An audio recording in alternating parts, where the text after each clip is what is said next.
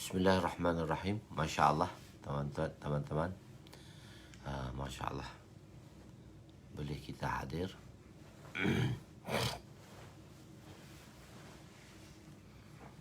Masya Allah, orang pertama tiba. Masya Allah. IMZ. Masya Allah.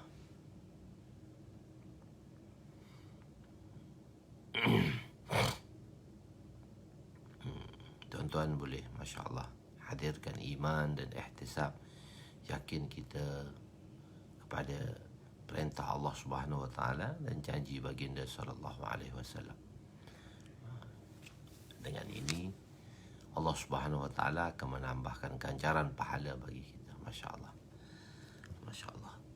Iman dan ihtisab dengan kita meletakkan kelebihan-kelebihannya dan kita mengutamakan adab-adabnya. Masya Allah.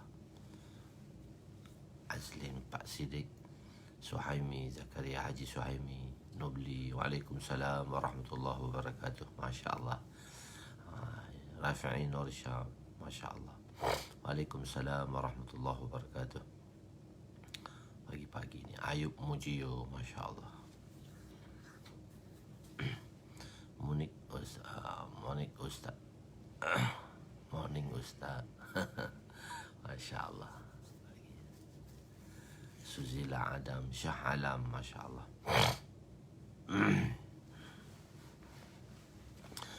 Bismillahirrahmanirrahim. Assalamualaikum warahmatullahi wabarakatuh. Subhanaka la ilma lana illa ma 'allamtana innaka antal alimul hakim. Wa la hawla wa la quwwata illa billahil aliyyil azim.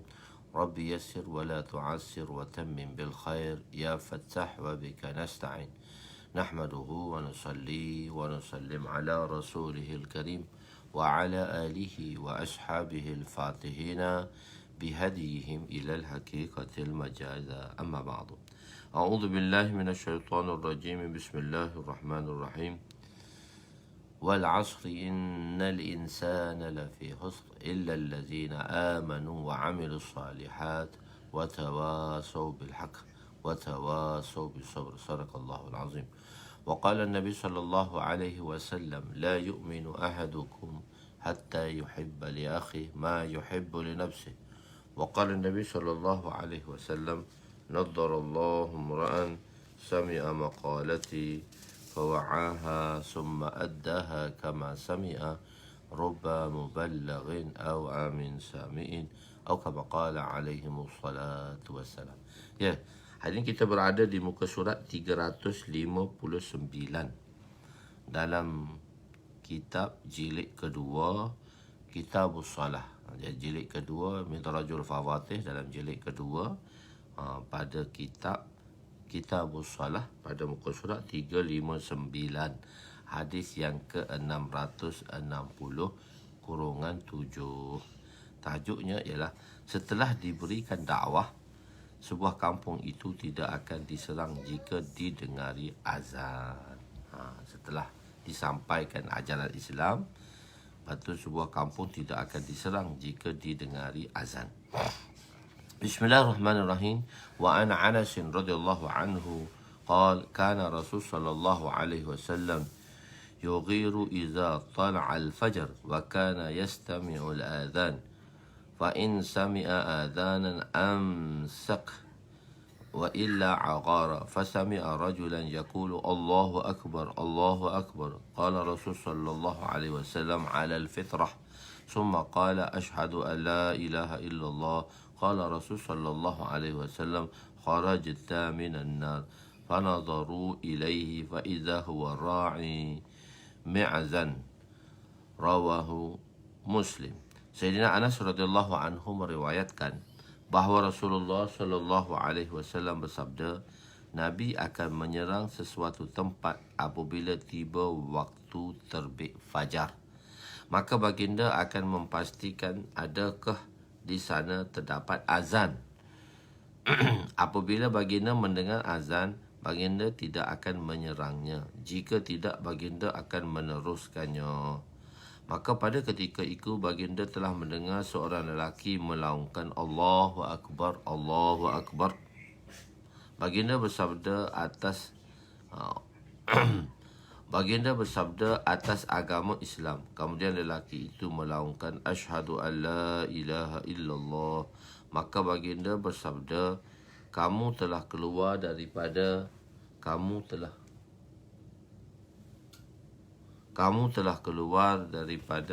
api neraka. Lalu sahabat telah melihat kepada lelaki itu, dia ialah seorang pengembala kambing. Hadis riwayat Imam Muslim rahmatullah alaih. Ya, penerangan. Apabila salah satu jemaah dihantar, Nabi SAW kan hantar jemaah. Telah kita jelaskan dahulu. Kalau Nabi menyertai jemaah itu, kita panggil dia ghazwah. Kadang kalau Nabi hanya sekadar menghantar sahabat, jemaah itu kita panggil dia sariyah. Jemaah itu dipanggil sariyah. Okey. Jadi apabila Nabi SAW satu-satu jemaah dihantar untuk berdakwah, untuk menyebarkan Islam ke mana-mana tempat, maka mula-mula sekali mereka akan diberi dakwah. Tempat tadi itu akan disampaikan dakwah. Itu tertib dia. Mula-mula dakwah. Kalaulah orang tempat tadi tak terima Islam, maka kita sahabat tadi dia akan beritahu, kamu kena duduk di bawah jajahan Islam, itu di bawah takluk Islam, dan kamu kena bayar jizyah. Dan dua proses lagi, ataupun satu proses lagi, kalau tak nak jizyah, kami akan menyerang kamu setelah dakwah dan memberi tawaran untuk berada di bawah negara Islam, iaitu membayar cukai kepala, iaitu jizyah. Dan yang ketiga baru serang. Ataupun satu riwayat lagi, yang ketiga tu muahadah, buat perjanjian bahawa tidak mahu menentang Islam. Juga tak nak buat perjanjian juga, lepas itulah barunya berlakunya peperangan. Barunya berlaku qital. Okey. Dakwah sebelum menyerah adalah mustahab. Dakwah sebelum menyerah adalah mustahab, mengikut a'immas salas, dan wajib mengikut Imam Malik. Wajib mengikut Imam Malik ni wajib lah. Mengikut a'immas salasah. Nabi menyerang Nabi menyerang sesuatu kaum itu secara tiba-tiba. Ini berlaku pada akhir kehidupan. Maksudnya apabila Islam telah tersebar dan orang tadi tidak menerima Islam, maka di situ kaum-kaum yang menentang, Nabi akan menyerangnya dengan secara tiba-tiba. Bukan dakwah tu mesti yang pertama dahulu. Apabila seorang Islam itu berseorangan, maka hendaklah dia memberi azan, kerana masih mustahak untuk memberi azan. Pada kita duduk seorang tepi hutan, kita duduk seorang lah, maknanya mustahak lagi. Makanya kita kena beri azan. Kedua-dua azan dan iqamah masih sunat mengikut mazhab Syafi'i dan Hanafi, walaupun ketika berseorangan di tengah-tengah hutan. Malaikat dan jin akan menyertai menunaikan solat. Setiap makhluk yang mendengarnya akan menjadi saksi baginya. Itu pun walaupun kita masih berseorangan, kita masih terus memberi azan dan kita masih terus beriqamah. Jangan biasanya orang dia iqamat saja tapi tak azan juga disayugiakan. Sebab itu syiar. Walaupun pengembala kambing, dia duduk di tempat mengembala kambingnya, bila nak sembahyang maka dia perlu azan dan iqamah, sebab semua itu akan menjadi saksi baginya. Okey. Hadis yang seterusnya 661 661/8, doa setelah mendengar azan. Apa doa yang kita kena baca setelah kita mendengar azan? Wa an Sa'ad bin Abi Waqqas radhiyallahu anhu qala Rasul sallallahu alaihi wasallam, man qala hina yasma'u muazzina ashhadu an la ilaha illallah wahdahu la syarika lah wa anna Muhammadan abduhu wa rasuluh, raditu billahi rabba wa bi Muhammadin rasula wa bil islami dina, ghufira lahu zambuhu, rawahu Muslim. Sayyidina Sa'ad bin Sa'ad radhiyallahu anhu, Sayyidina Sa'ad bin Abi Waqqas radhiyallahu anhu meriwayatkan bahawa Rasulullah SAW bersabda, barang siapa mendengar azan ketika itu dia membaca asyhadu alla, selepas dengar azan dia membaca asyhadu alla ilaha illallah, iaitu saksi bahawa tiada Tuhan selain Allah yang Maha Esa, tiada sekutu baginya, dan aku bersaksi bahawa Muhammad itu ialah hamba-Nya dan Rasul-Nya, dan aku redha bahawa Allah itu sebagai Rabb-Nya dan Muhammad itu sebagai Rasul-Nya, dan Islam itu sebagai agamanya, maka dosa-dosanya akan diampun. Maka dosa-dosa kita akan diampun. Ini juga di antara salah satu doa yang dibaca selepas azan, selain daripada Allahumma rabba hazihi da'wati tammah. Dan seterusnya, wa'an hadis yang 662-9, wa'an Abdullah bin Mughaffar radhiyallahu anhu qala Rasul sallallahu alaihi wasallam, baina kulli adhanaini salatun summa qala fi salisati liman sya'a, muttafaqun alaih. Sayyidina Abdullah bin Mughaffar radhiyallahu anhu meriwayatkan bahawa Rasulullah SAW bersabda, di antara dua azan terdapat satu solat. Di antara dua azan ialah terdapat satu solat. Kemudian baginda bersabda, pada kali ketiga, bagi sesiapa yang ingin. Di antara, apa maksud di antara dua azan ada satu solat? Maksudnya di antara azan dan iqamah. Iqamah tu dipanggil azan lah, mudah. Di antara azan dan iqamah, maknanya di antara dua azan. Disebut azan secara umum, secara ghalib, secara taglib, secara, ini maknanya dia ada nama kan, di antara matahari dan bulan kita panggil dia qamaran. Dua qamaran tu dua bulan, sebenarnya matahari. Ibu bapa dipanggil abawan. Dipanggil abawan. Dia berbubuk atau letak dengan nama bapa. Ab tu bapa, tu ibu. Tapi kalau ibu bapa dipanggil abawan, dua ayah. Begitu. Dia ada nama-nama. Qamaran. Dia tengok juga mana-mana di antara Syams dengan Qamar, dia panggil Qamaran. Maknanya Qamaran. Dia tak panggil Syamshan, Qamaran. Begitu. Dan di antara azan, oleh itu pendapat beliau Imam Ahmad. Imam Ahmad Ibn Hanbal lah. Ada orang tanya, ni ke mana pendapat Imam Hanbali? Ini saya dah cerita, ni lah pendapat Imam Hanbali. Imam Ahmad tu Imam Ahmad Hanbali lah. Imam Hanbali lah. Imam Ahmad ni ialah Imam Ahmad Hanbali lah. Begitu. Jadi Imam Ahmad mengatakan, menghukumkan hadis ini di atas makna umum. Hadis ni tak makna umum. Oleh itu pendapat beliau, di antara azan dan iqamat solat maghrib terdapat solat sunat. Di antara azan oleh itu terdapat pendapat beliau, di antara azan dan iqamat solat maghrib terdapat solat sunat. Sebahagian a'imah yang lain berpendapat tiada solat sunat. Terus iqamah bagi mereka yang ingin, mereka maknanya mustahab, yakni tidak wajib. Jadi di sini Imam Ahmad mengambil makna, maksudnya setiap solat sebetulnya ada qabliyah dan ba'diyah. Ada di kalangan a'imah, ada di kalangan a'imah yang mana mereka terus azan, selepas azan mereka terus qamat. Ini pendapat imam-imam. Ada sebahagiannya, khususnya mazhab Hanafi, dia sembahyang awal. Jadi maghrib tu waktu dia pendek aja tunggu, sebab sebelum maghrib dia tidak ada sunat. Sebab Nabi tidak lakukan solat sunat sebelum maghrib, dan di kalangan sahabat melakukannya, maka Nabi tidak melarangnya. Melaranginya. Jadi maka itu dia panggil sunnah takrir lah. Bukan kata Nabi tak buat. Itu takrir. Takrir itu juga hadis Nabi kan. Kita kata fi'lun Nabi, iaitu apa yang Nabi lakukan. Qaulun Nabi, apa yang Nabi buat.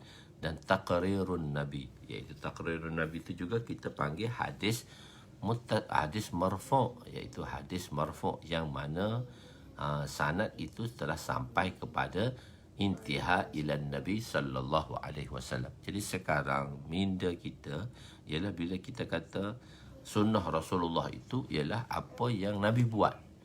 Apa yang Nabi sabdakan itu juga sunnah Nabi sallallahu alaihi wasallam.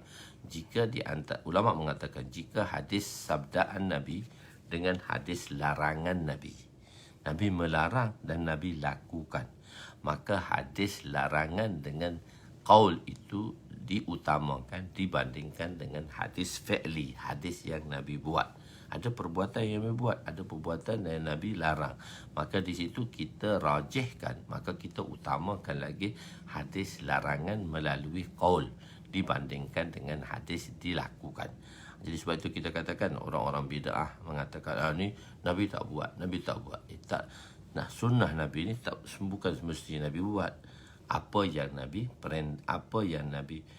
sabdakan itu qaulun Nabi. Apa yang Nabi buat itu fi'lun Nabi. Dan Nabi buat, Nabi tak buat, dan Nabi tak sabdakan. Nabi tak buat dan Nabi tak sabdakan. Bahkan perbuatan yang dilakukan di hadapan Nabi atau pada pengetahuan Nabi. Perbuatan yang dilakukan di hadapan Nabi atau pada pengetahuan Nabi. Bihadratin Nabi itu dalam pengetahuan Nabi, ataupun percakapan yang disebut dikatakan oleh sahabat dikatakan oleh sahabat Nabi SAW, dia di dalam pengetahuan Nabi. Dan Nabi tidak wala yamna'uhu, Nabi tidak menegahnya, wala yunkiruhu, Nabi tidak mungkirkan dia, bal sakata, maka Nabi diam, wa qarrara, berarti itu perbuatan itu telah diperakui oleh Nabi SAW. Itu kita panggil takrir Nabi. Takrir Nabi, iaitu bukan semestinya hak Nabi buat saja, tapi bila kita cerita secara umum, kita kata apa yang Nabi buat. Sunnah tu hak Nabi buat, ini Nabi tak buat ni. Tak semua sunnah itu apa yang Nabi buat, apa yang sahabat buat, apa yang sahabat katakan, dan apa yang dilakukan oleh Nabi. Jadi tapi pada umumnya kita bercakap tadi Nabi buat ke tak buat ni. Jadi kita nampak hanya atas perbuatan. Jadi sedangkan ada perkataan lagi dan ada pengakuan lagi di situ. Itu yang kadang-kadang atas, sebab bila disebut sunnah Rasulullah SAW, maka gambaran yang paling cepat yang kita akan cepat akan menangkap di fikiran kita ialah apa yang Nabi buat. Jadi sebab tu kata ni Nabi tak buat ni tak boleh ni, bid'ah ni Nabi tak buat. Tak semestinya apa yang Nabi tak buat itu benda itu bid'ah. Sebab tu dalam perbahasan itu agak luas, bukan kita mengecilkan makna tadi. Begitu. Jadi di sini Imam Ahmad mengatakan ada sembahyang sunat. Jadi sebab tu Nabi kata atas dasar apa tadi tu? Jika kamu ingin lakukan, dengan sesiapa yang ingin. Summa qala fi salisati, dan berkata Nabi pada kali ketiga, liman sya'a, bagi mereka yang ingin.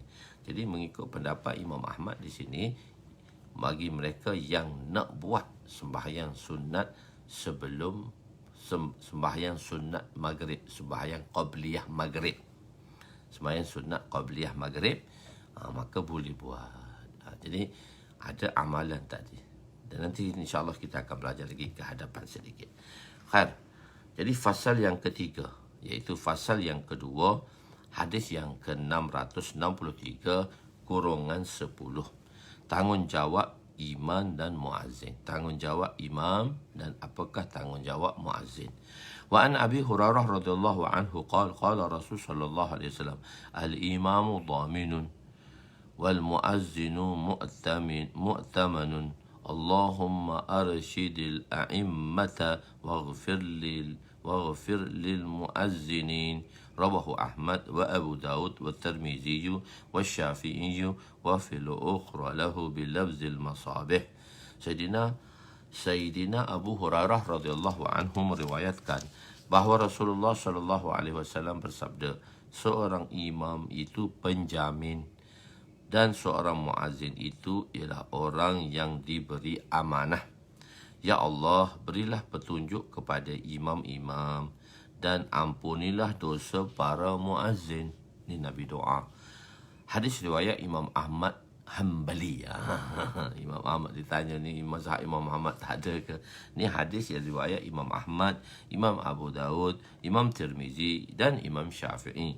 Dan dalam riwayat yang lain disebut dengan lafaz al-masabih. Penerangan, imam adalah al-imamu dhaminun. Imam itu penjamin. Ya, imam itu bertanggungjawab. Maksudnya banyak perbuatan muqtadi, iaitu ma'mur, ma'mun lah orang yang mengikut imam ma'mun. Banyak perbuatan ma'mum atau kita panggil dia muqtadi. Muqtadi pun panggil, ma'mum pun panggil. Ma'mum tu atas dasar imam. Imam tu sirah isim maf'ulnya ma'mum. Jadi biasanya kita panggil ma'mum lah. Jadi imam atau ma'mum ni banyak tanggungjawab perbuatan-perbuatan ma'mum. Perbuatan-perbuatan ma'mum yang mengikuti imam tadi dipertanggungjawabkan ke atas imam. Imam yang akan mengambil tanggungjawab perbuatan ma'mum tadi apabila sembahyang berjemaah. Tanggungjawab imam mengimami 17 rakaat setiap hari. Jadi imamlah yang bertanggungjawab untuk mengimami 17 waktu, 5 waktu dengan 17 rakaat solat tadi. Oleh itu banyak perkara yang dilakukan oleh muqtadi, iaitu para makmum, dipertanggungjawabkan ke atas imam. Sebagai contoh, apabila seorang itu masbuk, apabila satu orang tu dia sembahyang lewat, tak kira lah dia masuk rakaat ke berapa. Jadi masbuk ni dia tak semestinya. Biasanya kita masuk rakaat kedua, kita dah kira masbuk. Rakaat kedua tu je lah kita masbuknya. Tapi rakaat ketiga kita tak masbuk dah. Tapi kita perlu tambah lagi lah. Tapi biasanya kita duk kata masbuk tu rakaat tu je, tak rakaat yang mana kita masuk tu kita masbuk. Kita lewat. Jadi rakaat seterusnya kita dah bersama imam. Cuma kita kena tambahkanlah rakaat apabila kita kurang setelah kita masuk bersama imam tadi. Tapi rakaat yang mana kita masuk itulah rakaat kita panggil dia masbuk. Jadi orang yang masbuk, orang yang masuk lewat sikit tu. Jadi sebagai contoh, apabila seorang itu masbuk, dia hanya sempat rukuk bersama imam, maka rakaatnya dikira dan Fatihah yang sepatutnya wajib dibaca telah ditanggung oleh imam. Dalam perkara ini kiraat, yakni bacaan muqtadi, ditanggung oleh imam.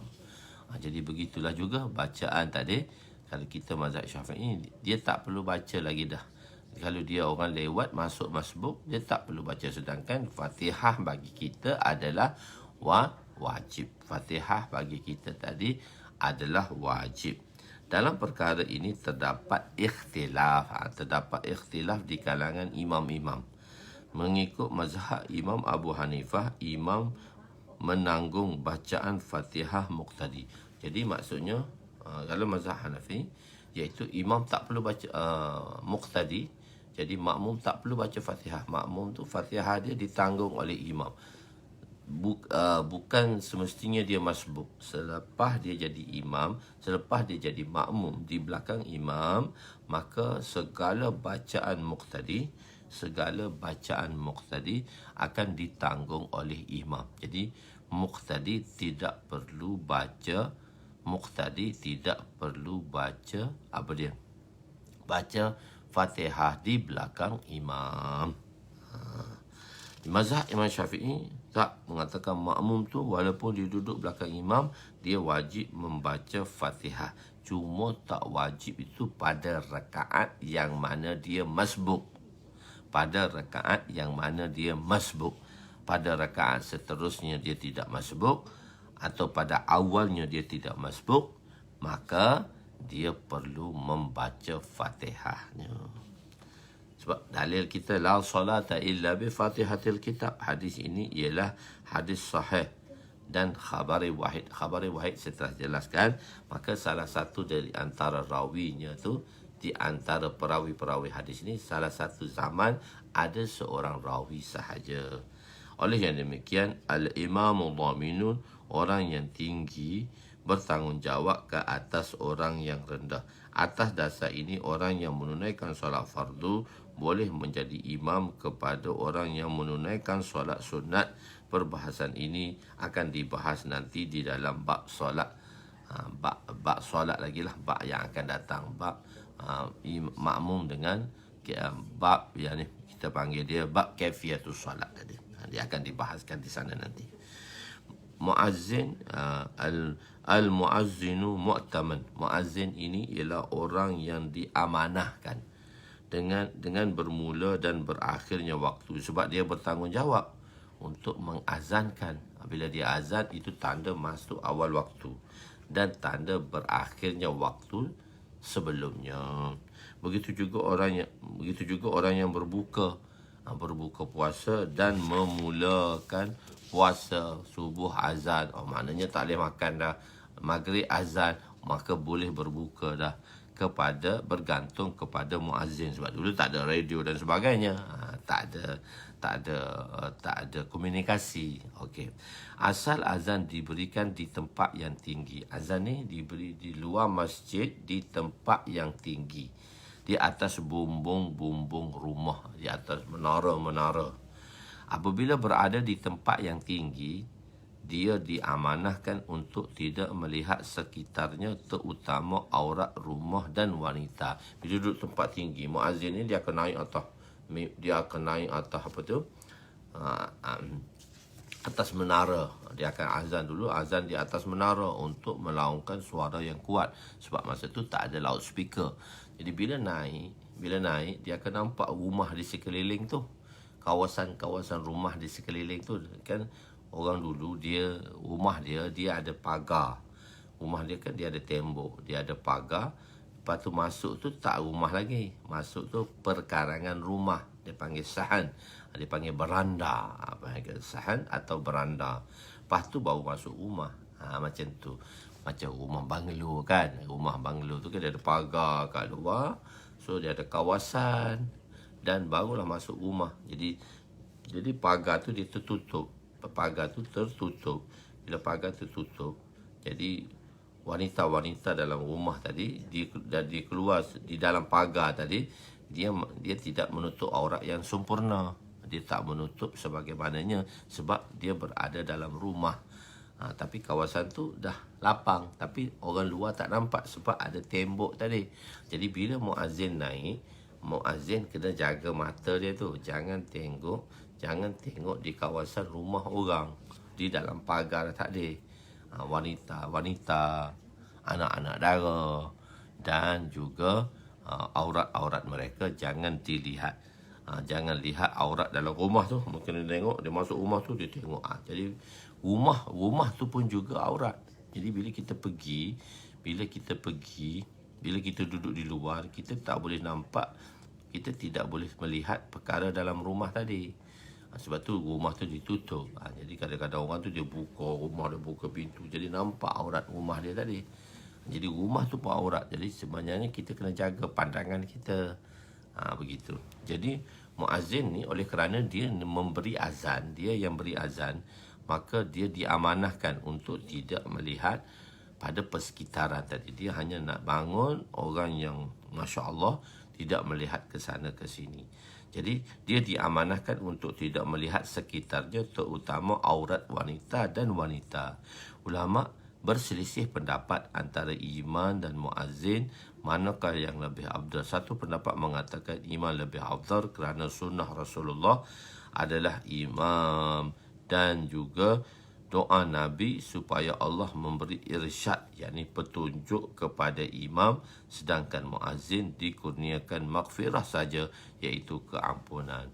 Petunjuk membawa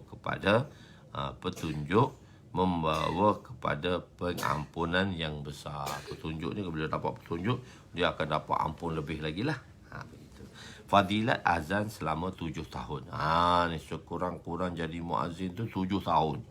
Wa an ibn Abbas radhiyallahu anhuma qala Rasul sallallahu alaihi wasallam man azzana sab'a sinina muhtasiban kutiba lahu bara'atun minan nar. Rawahu Tirmizi wa Abu Daud wa Ibn Majah.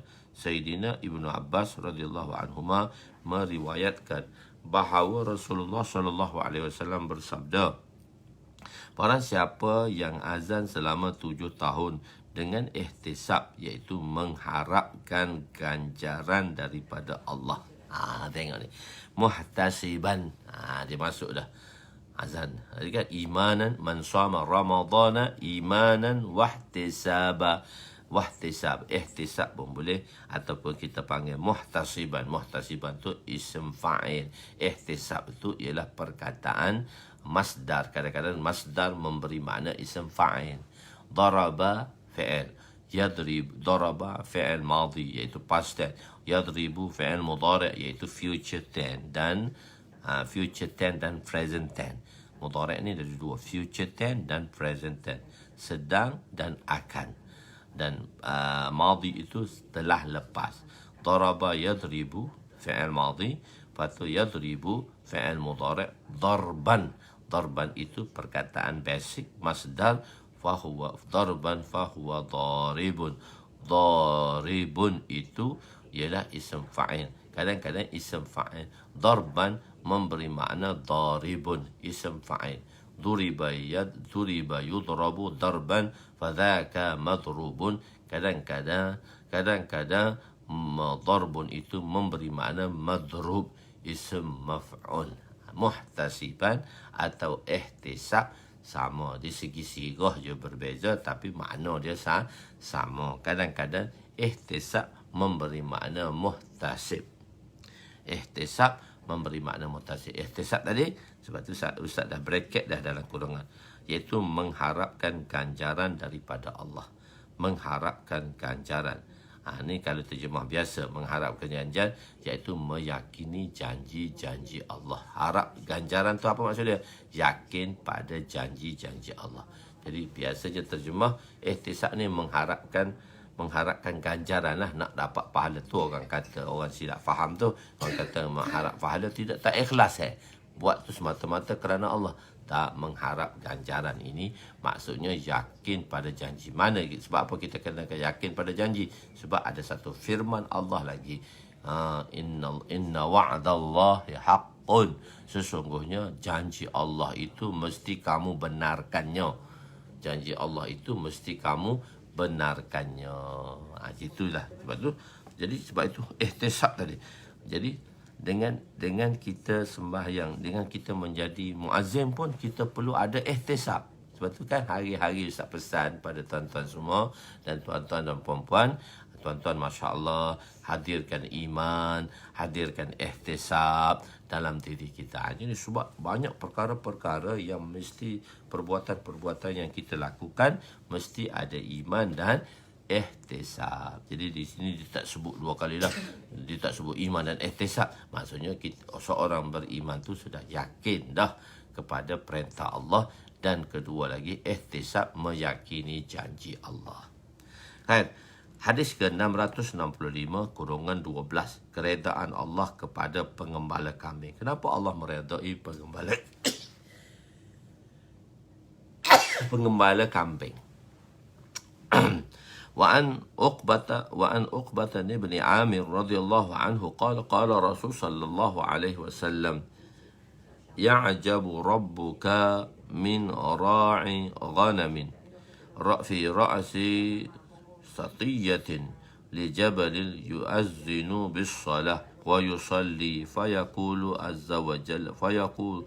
الله عز وجل انظروا إلى عبد هذا يؤذن ويقيم الصلاة ويخاف مني فقد غفرت لعبدي وأدخلته الجنة. رواه أبو داود والنسائي. Sayyidina Uqbah bin Amir radhiyallahu anhu meriwayatkan bahawa Rasulullah sallallahu alaihi wasallam bersabda, Rabb kamu, yakni Allah Subhanahu wa taala, Rabb kita, redha kepada seorang yang mengembala kambing di lereng bukit.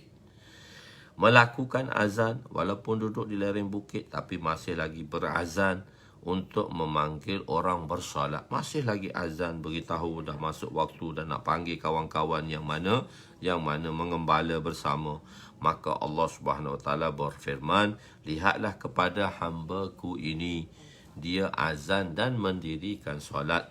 Dia takut kepadaku, sesungguhnya aku telah mengampuni hamba-Ku ini dan aku telah memasukkannya ke dalam syurga. Hadis riwayat Imam Abu Daud dan Imam Nasai. Penerangan, walaupun dia duduk dalam hutan, muazzin tadi duduk dalam hutan dan berseorang diri, tapi dia mesti melakukan azan dan iqamat. Betul kan Nabi kata ada azan dan iqamat lagi walaupun kita duduk seorang diri. Ya'jabu fi'il ta'ajjub. Ta'ajjub di sini. Jadi Rab itu redha. Saya terjemah ya'jabu tu redha. Redha. Saya tak terjemah terkejut, ta'ajjub. Walaupun ya'jabu, perkataan ta'ajjub digunakan pada ketika terzahirnya sesuatu yang tersembunyi. Benda yang kita tak tahu, lepas tu kita kita terkejut kan. Ya Allah, ya Allah. Ya Allah, terkejut kita sebab sebelum ni kita benda tu gaib pada pandangan mata kita. Benda tu tersembunyi. Maka kita terkejut. Ya Allah, terkejutnya. Kita kata macam tu. Itu kita menzahirkan rasa takjub atau kita ya Allah, menakjubkan.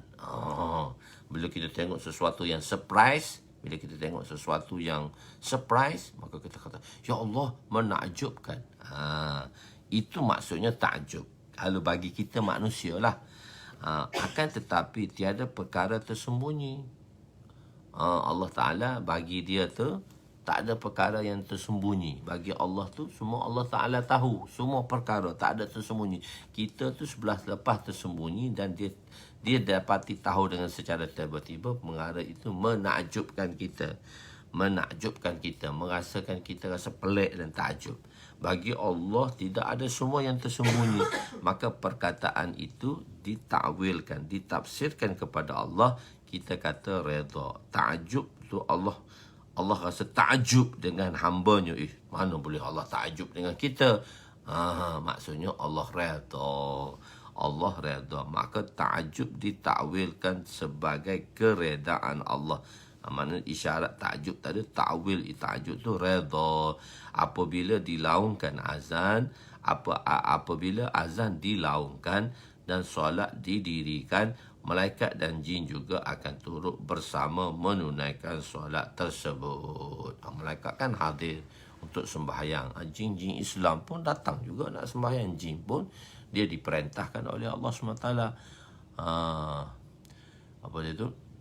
Wa ma khalaqtul jinna wal insa. Ni sebut jin dulu. Wal insan liya'budun. Wa ma khalaqtul jinna wal insa illa liya'budun. Tidak aku menciptakan jin dan manusia itu melainkan untuk menyembah daku. Jadi ta'ajub ni bila kadang-kadang kan ta'ajub. Macam kita kata hayak lah. Perkataan hayak. Perkataan hayak bagi Allah kita tak terjemah malu. Tapi kita terjemah hayak. Maknanya Allah tak sembunyikan. Allah jelaskan. Allah tak tinggal satu benda pun tanpa menjelaskannya. La yastahyu kita terjemah la yatruk. Ta'ajub ni kita terjemah dia redha. Begitu. 3 golongan akan berada di atas timbunan kasturi di hari kiamat. Siapakah yang akan berada di atas timbunan kasturi? Mimbar-mimbar yang ditimbun, diletaknya kasturi. Maknanya mimbar itu harum lah. Hadis ke-666-13. Wa ana ibn Umar radhiyallahu anhuma qala qala Rasul sallallahu alaihi wasallam salasatun ala qusbanil misk يوم القيامة عبد عد حق الله تعالى وحق مولاه ورجل أمل قوما وهم به راضون ورجل ينادي بالصلاة الخمس كل يوم وليلة رواه الترمذي وقال هذا حديث غريب. Sayyidina Ibnu Umar radhiyallahu anhuma meriwayatkan bahawa Rasulullah sallallahu alaihi wasallam bersabda, 3 golongan yang akan berada di atas timbunan kasturi pada hari kiamat. Pertama, seorang hamba yang menunaikan hak Allah dan hak tuannya. Kedua, seorang lelaki yang mengimami orang lain. Jadi seorang hamba ni seorang lelaki je yang boleh jadi imam, orang lelaki. Orang perempuan tak boleh jadi imam. Jangan boleh. Mata ada cikgu tu tanya, semua lelaki saja. Tak ada tempat kita lelaki yang kena di depan. Tapi kalau kadang-kadang tempat yang lelaki dan wanita, kita sebut lelaki juga. Tapi maknanya wanita. Di sini tak, khusus imam ni untuk lelaki saja. Jadi seorang lelaki yang mengimami orang ramai dan mereka, yakni para makmum, menyukainya. Dan ketiga, seorang lelaki yang menyuruh untuk solat 5 waktu sehari semalam, iaitu muazzin. Muazzin ni orang lelaki jugalah. Hadis riwayat Imam Tirmizi, dan beliau berkata hadis ini adalah hadis gharib. Hadis gharib ni salah satu rawinya seorang, dan dia tidak menafikan, gharib itu tidak menafikan kesahihan hadis. Okey, 3 golongan ini akan berada di bawah di atas timbunan kasturi. Timbunan kasturi. Sama ada kasturi itu secara hakikat live, betul-betul kasturi lah, memang kasturi. Atau banyaknya timbunan amalan mereka. Atau diisyaratkan, maksudnya orang yang mana begitu banyak dengan amalan. Seperti timbunan kasturi itu ditafsirkan timbunan amal. Orang tu dia duduk atas timbunan amalnya yang begitu banyak. Hamba di sini maksudnya ialah hamba yang hakiki lah. Hamba yang hakiki maksudnya kita pun hamba juga, tapi hamba majazi, hamba kepada Allah SWT saja. Tadi ada orang tu kita hamba yang merdeka. Hamba yang merdeka. Hamba kepada Allah, tetapi sesama manusia kita merdeka. Ada orang dia hamba kepada Allah dan dia juga hamba kepada tuan-tuannya. Kita panggil dia abdun. Abdun ni hurrun. Kita abdun dan hurrun. Kita hamba yang merdeka. Itu hamba yang dimiliki. Hamba yang dimiliki. Begitu.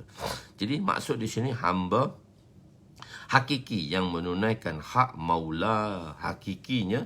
Hamba yang hakiki kita lah, hamba Allah lah.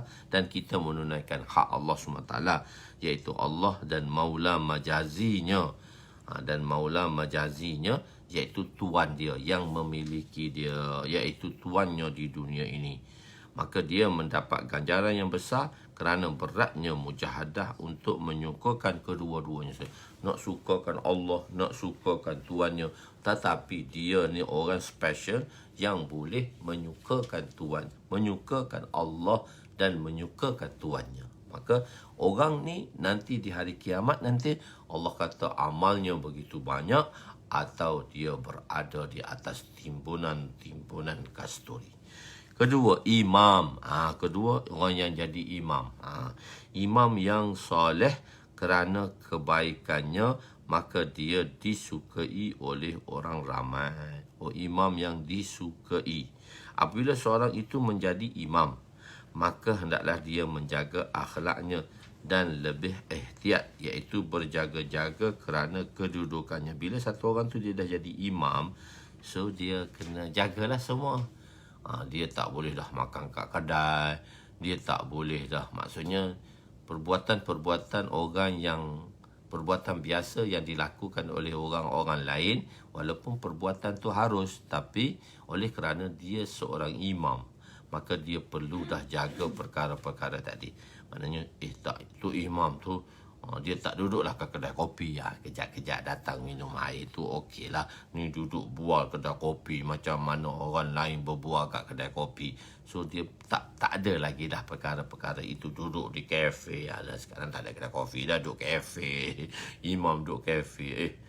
Pelik juga imam ni duduk kafe. Kadang-kadang tuan-tuan jumpa saya kat, Ustaz Usno datang zoo juga.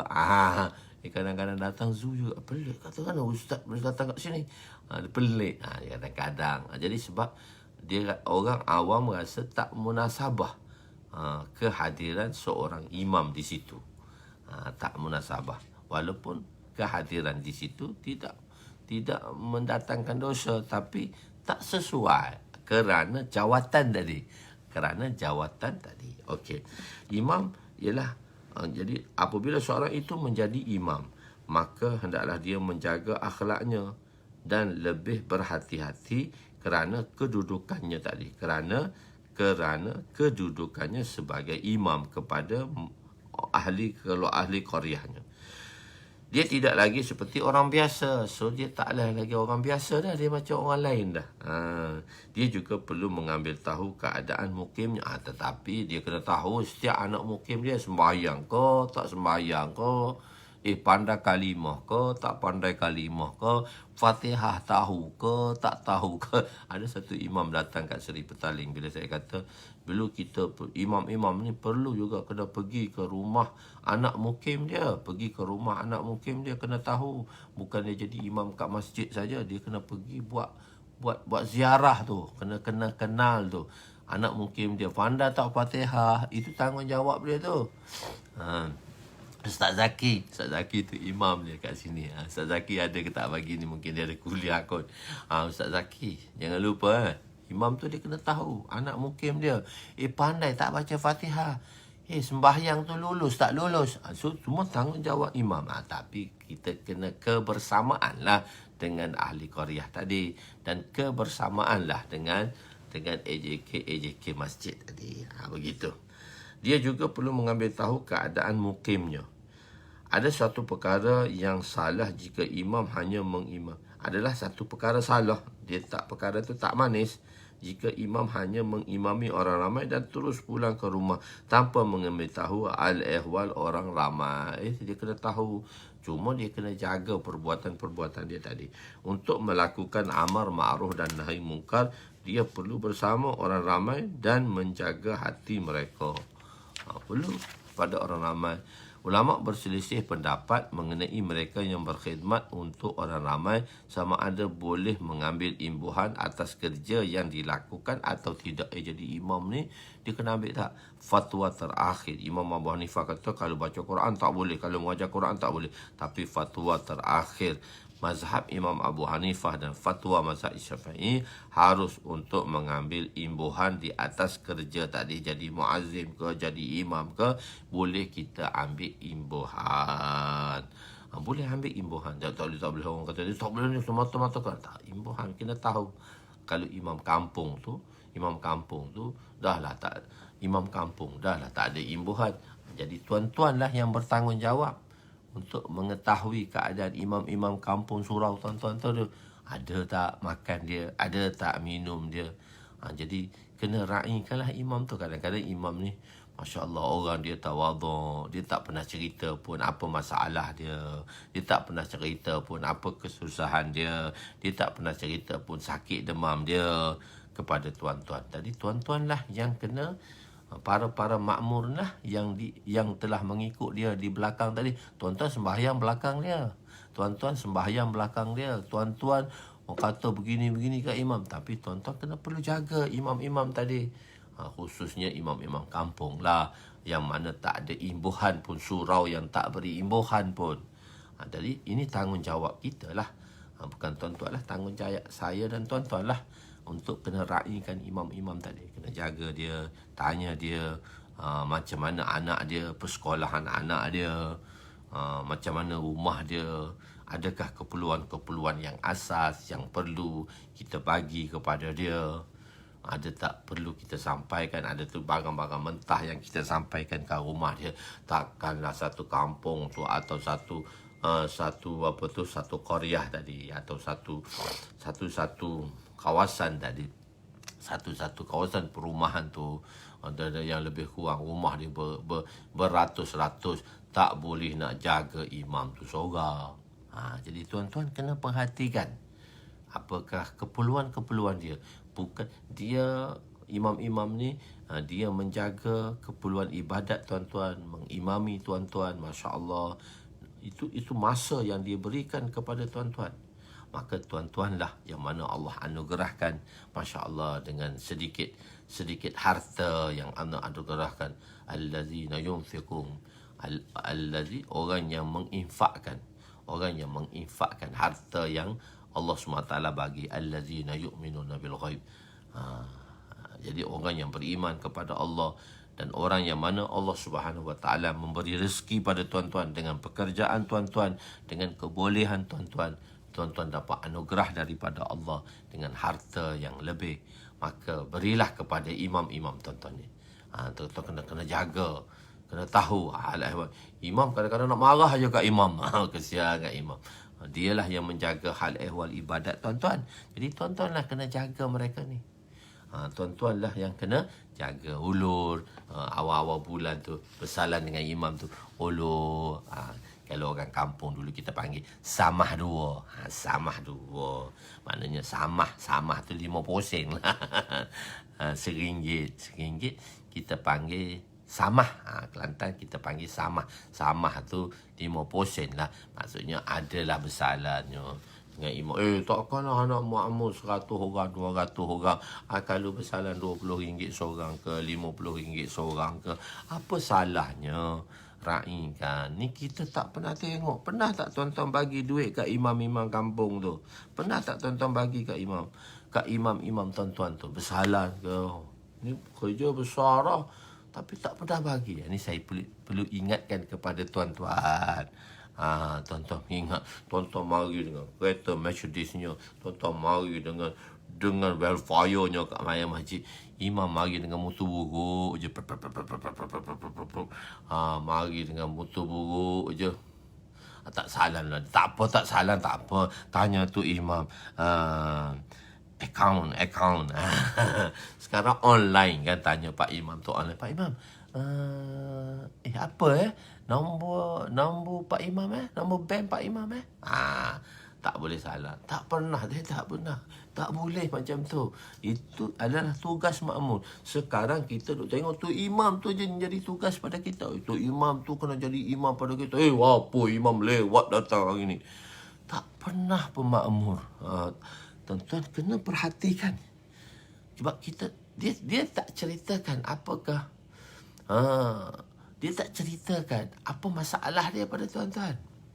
Dia tak cerita apa masalah dia tuan-tuan. Tak terus dalam. Ada satu tempat tu dia malu. Ada satu kawan saya dia pergi ceramah. Saya pun ada pada masa tu. Dia segan dengan saya ni. Dia segan. Lepas dia ceramah tu, ada orang tu bersalam dengan dia. Orang bersalam dengan dia. Jadi bila bersalam dengan dia, dia depan saya segan lah. Segan nak ambil depan saya. Saya tengok dia segan. Saya kata, pengurusi bagi kat saya. Dia pergi ceramah kat lain. Bukan kat imam tu. Dia ustaz, dia pergi ceramah kat lain. Jadi bila dia nak kawan yang tu nak bagi sikit sagu hati, dia bagi depan saya dengan imam, dengan kawan saya. Dia segan. Kawan saya tu dia segan dengan saya. Dia tak nak ambil. Dia segan. Saya kata, pengurusi ataupun AJK kan, bendahari ke, pengurusi, saya pun ambil terus. Lifafah tadi tu. Sampul tu. Sebab kawan saya tak nak ambil. Saya ambil terus. Saya kata, okey, terima kasih Tuan Imam. Lepas tu dia pergi. Lepas dia pergi tu, saya pun panggil. Imbuhan, ini sagu hati kau ni. Dia kata, aku segan lah nak ambil depan kau. Dia kata, aku tahu dah kau segan. Betul, aku tolong ambil kan kau. Dia segan nak ambil. Masa tu suasana dulu, 20 tahun lepas. Jadi sekarang ni orang suasana, orang dah faham sedikit. Masya Allah, dah faham dah sedikit dengan keadaan makmum. Tuan-tuan kan, rakan-rakan seusaha kita tu. Kita buat usaha je kat kampung kita. Kita buat saja usaha kat kampung kita. Tengoklah imam tu, sampai kat rumah imam tu, awal-awal bulan tu, sampai ke setengah dozen susu ke, 2 kilo, 5 kilo gula ke, beras ke sekampit, daging-daging beku ke 2-3 kilo. Sampai tak? Rakan-rakan seusaha ni saya pesankan rakan-rakan seusaha semua, tengok imam-imam kampung tu. Perlu tengok imam-imam kampung tak dek? Imam-imam yang menjadi di taman-taman kita, di qaryah-qaryah kita perlu jaga. Masya Allah, perlu jaga. Bagus, kita perlu jaga macam ni. Sebab kita lah, jadi dengan itu dia seronok, dia akan suka. Dia akan suka kita dapat jaga. Masya Allah. Ramai orang di kalangan ahli masjid, yang orang-orang yang berada ni, jaga kebajikan imam. Jadi biasanya yang jaga tu seorang dua saja. Jadi kita lah semua yang kena jaga semua ini. Ni saya pesan betul-betul ni. Sebab ada orang yang betul-betul ikhlas. Dia tak pernah cerita pada orang lain akan kesusahan dia. Imam-imam ni dia tak pernah cerita pun akan kesusahan dia kepada kita. Jadi tuan-tuan bagi, Masya Allah, tuan-tuan bagi kepada imam tadi. Dia seronok. Dia seronok. Kita bukan menyeronokkan dia. Masya Allah. Dia pun Masya Allah tengok kita. Masya Allah. Masya Allah. Seronok. Begitu. Tuan-tuan jangan lupa. Ustaz Man Jabal Zain. Betul kan Ustaz? Okey Ustaz, sihat Masya Allah. Tuan-tuan kena raikan imam-imam ni. Tuan-tuan kena raikan. Jadi itu tanggungjawab makmur lah. Tak pernah kita bagi. Kita duk marah kat imam tu pula. Imam ni tak suka dengan dakwah. Pernah tak tuan-tuan tengok dia? Tuan-tuan pergi jumpa dia? Ini tanggungjawab kita bersama. Boleh insya-Allah. Dia pilihan Allah. Dia tak cerita pada orang lain. Dia hanya ada Allah dan Rasul je. Tok Imam kan? Tok Imam Harun Junid. Okey. Ramai dalam kita punya kawan-kawan di sini, imam-imam ramai. Ustaz Zaki, Rahim Junid ni juga imam kita. Masya Allah, kena jaga semua imam-imam tadi. Masya Allah. Okey. Terusnya lagi. Keampunan muazzin sejauh mana suaranya kedengaran. Wa an Abi Hurairah radhiyallahu anhu qala qala Rasul sallallahu alaihi wasallam al-muazzinu yughfaru lahu mada sautihi wa yashhadu lahu kullu ratbin wa yabisin wa shahidu salati yuqtabu lahu 25 salatan wa yukaffiru anhu ma bainahuma rawahu Ahmad wa Abu Daud wa Ibn Majah wa rawahu an-Nasa'i ila qawlihi kullu ratbin wa yabisin wa qala wa lahu mislu ajri man shalla. Okey, Sayyidina Abu Hurairah radhiyallahu anhu meriwayatkan bahawa Rasulullah sallallahu alaihi wasallam bersabda, diampun dosa muazzin dengan kadar sejauh mana kedengaran suaranya, dan setiap benda yang basah dan yang kering akan menjadi saksi baginya, dan ditulis bagi orang yang menghadiri solat tersebut 25 pahala solat, dan diampun dosanya di antara dua solat. Hadis riwayat Imam Ahmad, Imam Abu Daud dan Imam Ibnu Majah, dan Imam Nasa'i meriwayatkan hadis ini dengan perkataan setiap yang basah dan yang kering, dan beliau menyebut baginya ganjaran orang yang bersolat. Khair. Jika dosa itu dijisimkan, dosa ni dia dalam bentuk jisim, dan sejauh mana suara terdengar sampai, maka sejauh itulah jisim dosa itu dimaafkan. Sekarang tak berjisim pun tak apa. Benda-benda yang tak berjisim pun kita boleh kira. Berapa angin dalam kereta pun kita boleh kira. Berapa tahap kepanasan pun kita boleh kira dengan darjah Celsius. Berapa getaran gempa bumi kita boleh kira dengan skala Richter, dengan alat-alat moden sekarang kita boleh kira. Dulu tak ada nak mengira benda tu. Sebab itu ulama kata benda itu dijisimkan.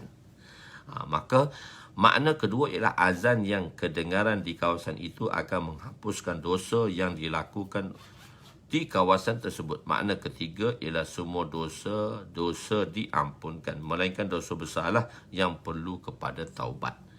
Setiap yang basah yang dan kering menjadi saksi. Setiap yang basah ialah jisim yang hidup, dan yang kering ialah jisim yang mati. Maksud kedua ialah manusia, jin, haiwan, tumbuhan. Yang hidup tu manusia, jin, haiwan, tumbuhan dan benda-benda yang tidak bernyawa. Semua menjadi saksi. Semua makhluk akan menjadi saksi, sehingga mereka yang tidak menunaikan solat pun akan menjadi semua makhluk. Jadi mereka yang tidak menunaikan solat pun akan menjadi saksi. Muazzin akan mendapat ganjaran 25 pahala untuk setiap orang yang menghadiri tersebut, dan dosa yang dilakukan di antaranya dimaafkan. Muazzin, kita kan sembahyang Jumaat dapat 25. Muazzin tu, dia oleh kerana dia azan tu, dia pun boleh 25 lagi tambahan pahala daripada khidmat dia tadi kepada kita untuk memberi azan. Dalam satu riwayat menyatakan bahawa seramai mana orang yang menunaikan solat pada hari itu, maka sebanyak itulah ganjaran pahala baginya. Yukhtabu lahu, sama ada musta'nafah, itu jumlah yang baru, ataupun ataf, jumlah hubungan, jumlah kata sendi, sambungan kepada jumlah sebelumnya. Huruf ataf tidak semestinya dizahirkan. Maksudnya itulah beberapa perkara insya-Allah untuk kita mengambil kemanfaatannya. Jadi jangan lupa jaga kebajikan imam-imam kita, begitu juga makmur-makmur kita, iaitu begitu juga muazzin-muazzin kita, jaga kebajikan mereka insya-Allah. Nanti kita akan belajar bab imam, bab menjadi imam, imamul sughra dan imamul kubra. Imamul sughra ni mengimami seorang, dan imamul kubra ni pemimpin insya-Allah. Nanti kita akan insya-Allah kita berjumpa pula pada hari Isnin malam insya-Allah. Yang baik itu daripada Allah, yang kurang itu daripada kelemahan saya. Aku qouli hadza, astaghfirullahalazim li wa liwalidayya ولجميع المسلمين والمسلمات وللمؤمنين والمؤمنات الأحياء منهم أموات برحمتك يا أرحم الراحمين يا أول الأولين ويا آخر الآخرين ويا ذا القوة المتين ويا راحم المساكين ويا أرحم الراحمين. اللهم اغفر لنا ذنوبنا ووسع لنا خلقنا وتجب لنا كسبنا وكنعنا بما رزقتنا ولا تذهب طلبنا إلى شيء صرفته عنا. وصلى الله على سيدنا محمد وعلى آله وصحبه أجمعين والحمد لله رب العالمين. تقبل الله منا ومنكم يا كريم. ما شاء الله، بارك الله فيك.